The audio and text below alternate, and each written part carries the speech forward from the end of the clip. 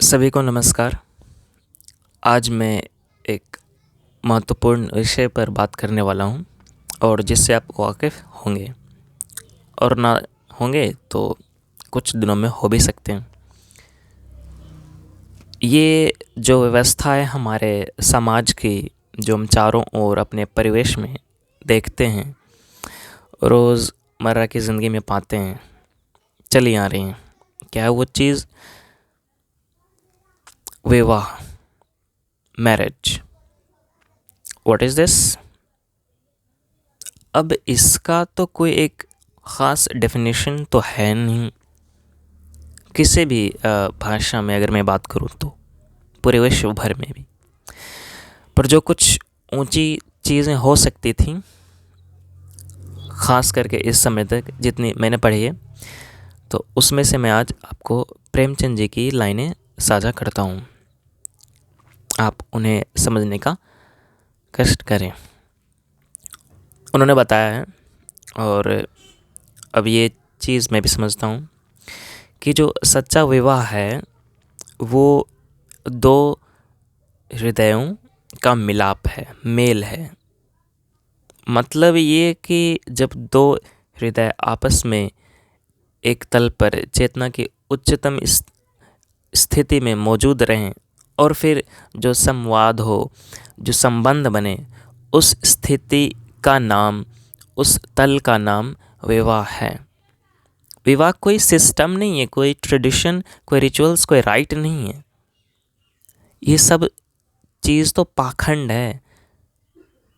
ये समाज ने बनाई है कि लड़का ऐसा होना चाहिए, लड़की वैसी होनी चाहिए, और दोनों जब आपस में लैंगिक क्रियाएँ करने के लिए तैयार हो जाएं और हर एक चीज़ से डेवलप्ड हो जाएं, तो फिर इनकी एक ऐसा ही कुछ मंत्र वंत्र फूंक दें, कोई झाड़ू पोछा लगा दें और चारों बगल घुमा दें, 8 बार, कोई 25 बार, कोई 16 बार घुमा दें और सिस्टम करा दें एज़ पर हिंदू। मुस्लिम में कुछ और, सिख में कुछ और, ईसाई में कुछ और पता नहीं कितने तरीके के डगम डाग फालतू से भी फूहर चीज़ें निकृष्ट से भी करते रहें और कहते अच्छा 2 घंटे बीत गए, चलो भाई अब तुम लोगों का विवाह हो गया, तुम पत्नी और मैं पत्नी। अरे कैसे भाई तुम पति और मैं पत्नी हैं? न तुम उसे जानते, न मैं उसे जानता, न कभी मेल, न वार्तालाप, न कॉन्वर्सेशन, न डिस्कशन, न नेगोशिएशन। ज़िंदगी माने क्या, तुम कौन, मैं कौन, कुछ अता पता है नहीं, विवाह करने पहुंच गए। और मैं आपको बता दूं दर्शकों कि हमारे देश में पिछले 2023 या 22 की रिपोर्ट आप पढ़ लीजिएगा कि जो बिहार है उसने 50,000, 49,000 समथिंग, अकॉर्डिंग उसको मैं एवरेज कर रहा हूँ, 50,000 के करीब चाइल्ड मैरिज को रोकने का कष्ट कर रहा है। मतलब इतनी डेटा है हमारे पास कि उन्होंने रोका है चाइल्ड मैरिज को 50,000। जी हाँ, 50,000 बिहार में। अब रियलिटी क्या है, वास्तविकता क्या है, सच्चाई क्या है, अब खुद मालूम कर लीजिए। चल क्या रही है भाई ये सिस्टम। न मैं विवाह के खिलाफ हूँ, न कोई और, ना कोई हो सकता है। अरे भाई विवाह तो एक प्रेम की अभिव्यक्ति है। प्रेमचंद तो कहकर जा चुके हैं।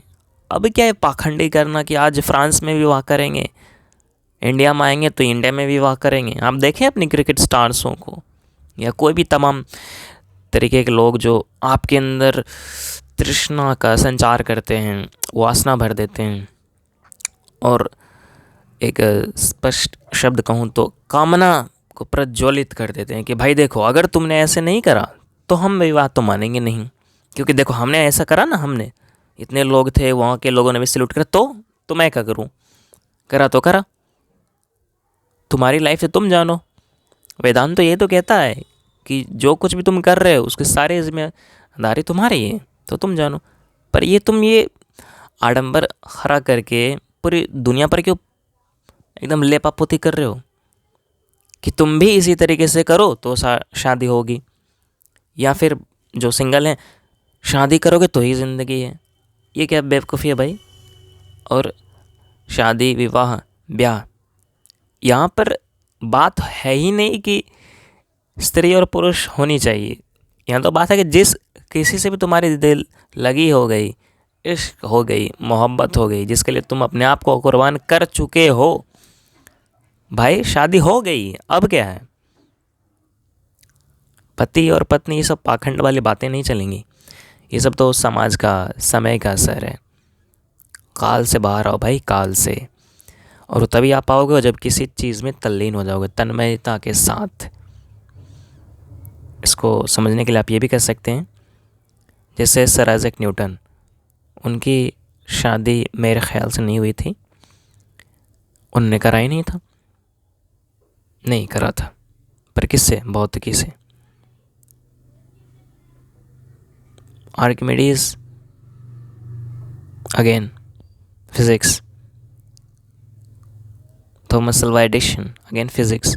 और तमाम तरीके के जो साइंटिस्ट्स, वैज्ञानिक हमारे विश्व भर में रहे हैं, किसी भी मुल्क के, किसी भी नेशन, देश के, सभी ने करा है और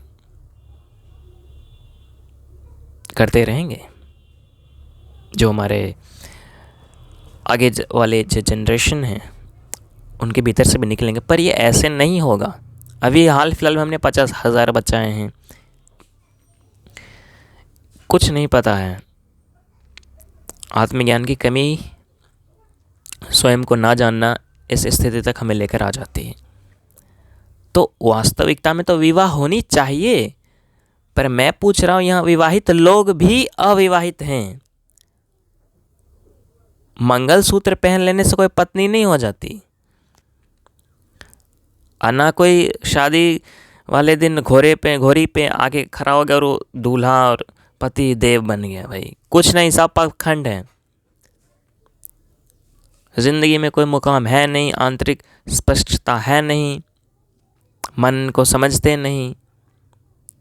कैसे कैसा क्या कैसे ले रहे हैं ये समाज। मैं ये पूछना चाहता हूँ, ये समाज इस स्थिति को शादी, ब्याह और विवाह जैसे ऊंचे जो शब्द हैं, जो प्रेम से उद्भूत होते हैं, प्रस्फुटित होते हैं, उनकी हिम्मत कैसे हुई कि किसी दो घोचू इंसान एक साथ संसर्ग कर लें, मंडप के कुछ भी यज्ञ कुछ भी कर ले, फालतू चीज़ का पाखंड, और कह दे कि ये दोनों विवाहित है। कैसे हो गए भाई? मैं पूछता हूँ, दो व्यक्ति जो अभी विवाहित हैं वो अविवाहित हैं, वास्तविकता में भीतर ही भीतर जल रहे हैं, भ्रम में भाई, भ्रम में। इस पाखंड से बाहर निकलिए, खुद को समझिए, गीता पढ़िए। काम ऐसे नहीं चलेगा। जिनका काम था देना, उन्होंने दे दिया और आपने अस्वीकार कर दिया। ज़िंदगी व्यर्थ ना कीजिए। समय में फिर से बोल रहा हूँ, बहुत कम है। जो होना है हो जाइए।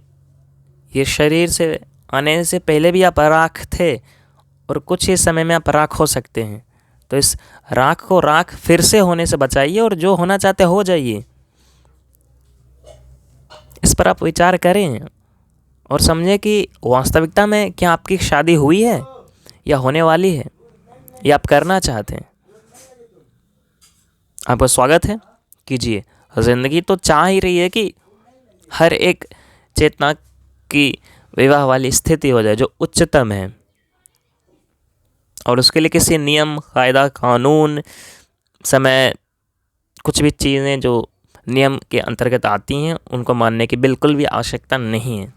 पर सतर्क यहाँ होइए, पहले आप समझिए आत्मज्ञान को, स्वयं को समझिए, फिर उस स्थिति तक आप पहुँच सकते हैं। और फिर ज़िंदगी में रस ही रस है। ज़िंदगी है ही रसिक लोगों के लिए, और जिनके ज़िंदगी में रस नहीं है वो ज़िंदा होकर भी सिर्फ बायोलॉजिकली ज़िंदा हैं, वरना तो चेतना की दृष्टि से बिल्कुल मृत समान है। धन्यवाद। आपका दिन शुभ हो।